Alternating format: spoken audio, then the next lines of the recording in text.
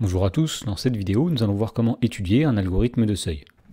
Dans l'exemple on nous dit qu'en 2015 Axel a placé 5 000 € sur un contrat d'assurance vie au taux annuel de 3%.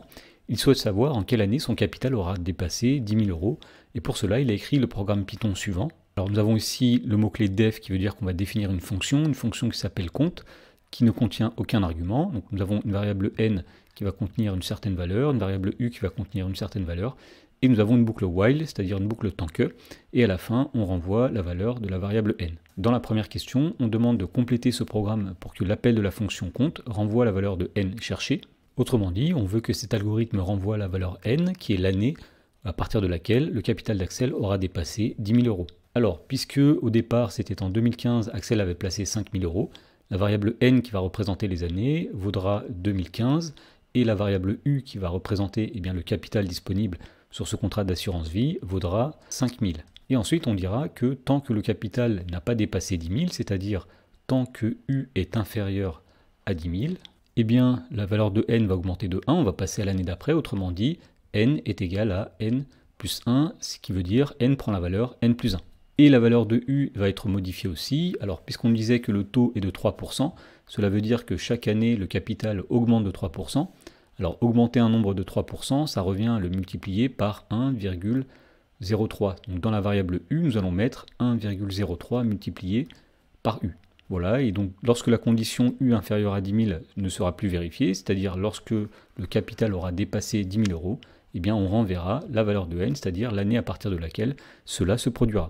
Dans la question numéro 2, on nous demande en quelle année le capital d'Axel aura dépassé les 10 000 €. Alors pour faire cela, eh bien, on va exécuter cet algorithme. Alors tout d'abord, on va l'exécuter à la main et on l'exécutera ensuite en vrai avec Python. Alors on va faire un tableau dans lequel on va faire apparaître les différentes variables qui apparaissent dans cet algorithme. Donc il y a la variable n et la variable u. Alors au départ, la variable n vaut 2015 et la variable u vaut 5000. Et on va regarder à chaque fois, est-ce que la variable u est inférieure à 10 000, auquel cas eh bien, on continuera d'exécuter les instructions dans la boucle tant que, et on s'arrêtera lorsque cette condition n'est plus vérifiée. Alors au départ la variable u vaut 5000, donc 5000 est bien inférieur à 10 000, donc la condition est vérifiée. Donc on va appliquer les deux instructions qui sont dans la boucle tant que, donc tout d'abord n prend la valeur n plus 1, puisqu'il y avait 2015, ici nous aurons donc 2016, et la variable u va être multipliée par 1,03, donc 5000 fois 1,03, on obtient 5150. On constate alors que la valeur de u est toujours inférieure à 10 000, donc on recommence. La variable n va être augmentée de 1, donc ici nous aurons 2017, et la variable u va être multipliée par 1,03. 5150 fois 1,03, on trouve 5304,5. Voilà, et on recommence ainsi jusqu'à ce que la valeur de la variable n dépasse la valeur 10 000. Et on trouve que lorsque n vaut 2038, la valeur de u est de 9867,9, donc la valeur de u est encore inférieure à 10 000.